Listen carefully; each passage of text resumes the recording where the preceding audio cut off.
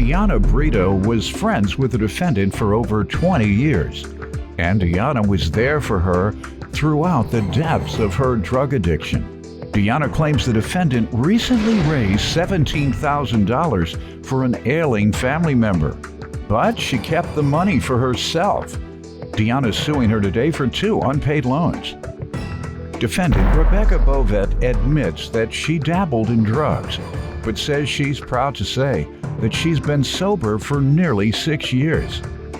All rise. This court is now in session. The Honorable Judge Greg Mathis presiding.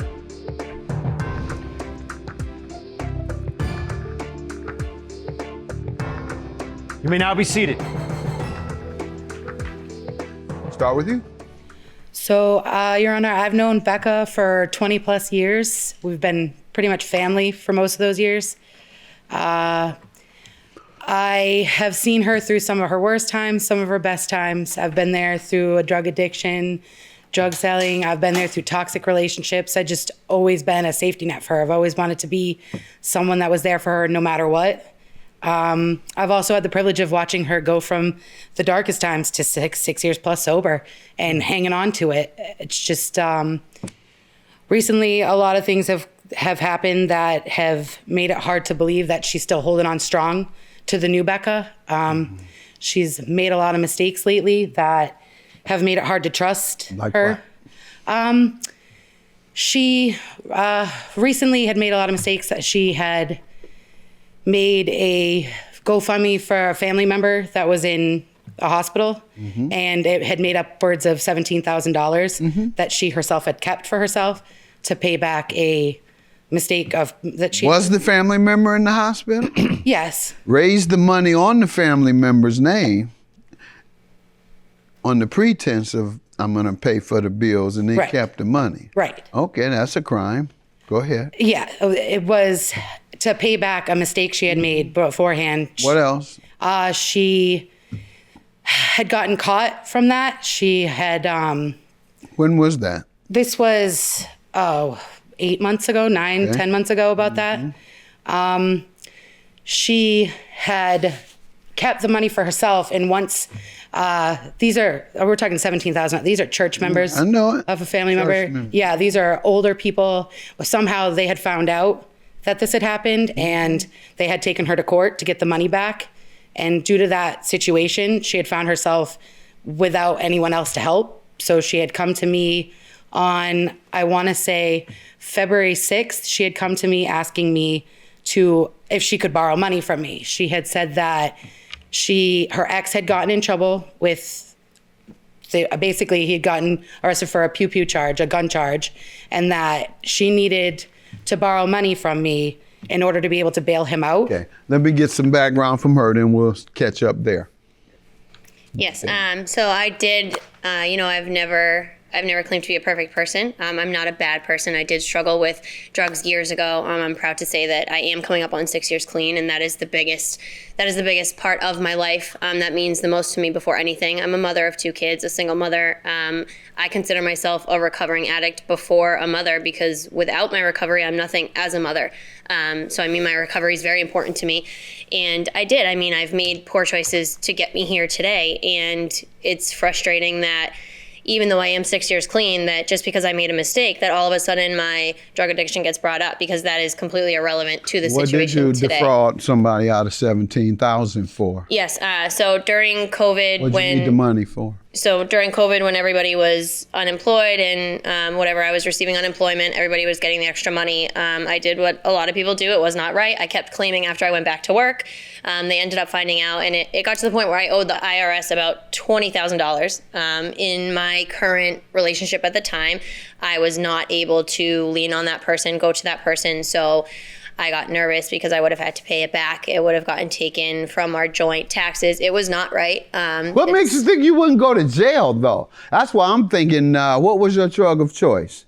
Pills, pain pills. Okay, yeah, that's what I'm thinking. You might have had some mind-altering drugs, because who thinks that if they don't pay the IRS and instead steals money. So I paid the IRS. But you stole the money to do it. Correct. And if you'll listen, what I'm saying is that you shouldn't have stolen money, risk freedom to pay the IRS unless you were engaged in criminal tax evasion. If there was no fraud involved, you just owe money like most of America owes the IRS. And if it's not criminal, you're not going to go to jail for it. You will go to jail for stealing. No, that's why I said you wasn't thinking right. That's not a mistake. That's bad thinking. It got to the point where I owed the IRS about $20,000. In my current relationship at the time, I was not able to lean on that person, go to that person, so I got nervous because I would have had to pay it back. It would have gotten taken from our joint taxes. It was not right. What makes you think you wouldn't go to jail, though? That's why I'm thinking, what was your drug of choice? Pills, pain pills. Okay, yeah, that's why I'm thinking you might have had some mind-altering drugs. Defendant Rebecca Bovet is being sued by her former friend, who claims Rebecca recently raised $17,000 for an ailing family member, but she kept the money for herself. So, do you have evidence that you paid the IRS with the money? Yes. Sure. You yes. do? What Not- page? No, not here. Oh, no. When I ask for evidence, No, with me I today, need it no, I here. do I don't not. know where you thought I might need it. No, with me Where today, I did you do think not. I might need it when you said yeah? I do not have it. Okay, all right. You don't have the evidence that you paid the IRS, and you're still going for that. Did she show you evidence that she took the $17,000 she took from the little old ladies at the church, went to the IRS? Because that's what she told me. She needed it to pay a bill, and she paid the bill. You don't know whether she paid the bill. She needed it to get high. Anybody does that? I mean, recovery, that's the most important thing. No, the most important thing in recovery is honesty. Start there. Isn't that the principle? Isn't that the main thing in NA? And you defrauded somebody. Not somebody, a bunch of little old ladies. And you come here talking big about your recovery. No, you still a dope fiend if you did that and you're lying about it today. Unless she paid taxes. I have no proof. You done been with the woman all these years. You don't know whether she conning or gaming. I have no proof to her still being a to drug risk addict or- prison to pay a debt that does not result in prison. It just results in garnishments at the most, unless you've defrauded the IRS. All right, ma'am. And these loans, tell me about these loans. You doing this $810. As soon as that someone found out about the whole charity thing, as soon as she had gotten brought to court for that. And that's the worst type of fraud, using the sick and the elderly. Go ahead, raising money in the name of a sick person, and then getting all the money from very innocent and low income people, and then that's the worst kind. And you don't think she's relapsed? You think she's still in recovery. She's doing fine in recovery. She just stole $17,000 from some little old ladies on the pretense that she was paying for somebody's hospital bill. Yeah, honestly, I don't have any proof one way or the other. I didn't know anything about any of that. At this point, okay. I wasn't privy to any of that information. All I knew when I lent her the money is that her ex got arrested for a gun charge. And I was like, all right, I'm here for you. I'd like to be the safety net for you. If no one else is answering, I've got you. So I lent her the money, and she said within the hour, once they get the truck out of impound, all their money, their cards, their Venmo card, all of it was in the truck that he got impounded. As soon as it came out, she'd pay me back within the hour. And at this point, I have no reason not to believe her. Basically, at this point, all there was trust between the two of us. She's my little sister. I have no reason not to believe her. She is clean and sober over 6 years. All these things, This is where my mind was at the time. And then when the hour had gone by and I hadn't gotten the money back, I had asked her, hey, how's it going? What's going on is your ex out? She said he's out, but it's harder to get the truck out of impound than I thought. I have to come back tomorrow and get the truck. So I said, all right, but as soon as you get it, I'll get my money back. She said, absolutely. When she went back, absolutely gotten that money back yet? But when she had went back the next day, absolutely have not. What else? Go ahead. She had told me that the impound fee was a lot more than they had expected, and that she'd need a little bit more time to get me the money back. Mm-hmm. And I said, that's fine. I can give you till Friday because that's when my bills are due. Like I told you from the beginning, this was not extra money. This was my bill money. She said, absolutely. Friday's awesome. Thank you so much. So a few days had gone by and Friday the 11th had come up and I had texted her while I was at work and I said, hey, do you know when you'd be sending me that Venmo? And she said, well, as of right now, I'm just waiting for the check to clear. It's about $12,000. It's my tax return. And I know Tax you don't return. wait for tax return.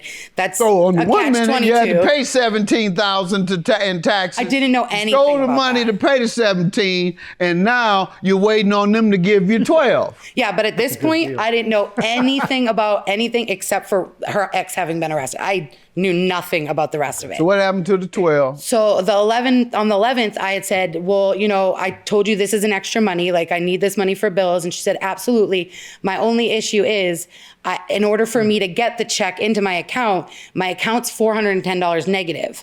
I've already asked my mother and I've already asked other family members and they're not answering and my mom hasn't answered. I just want to clear the account so that my money can get deposited in it.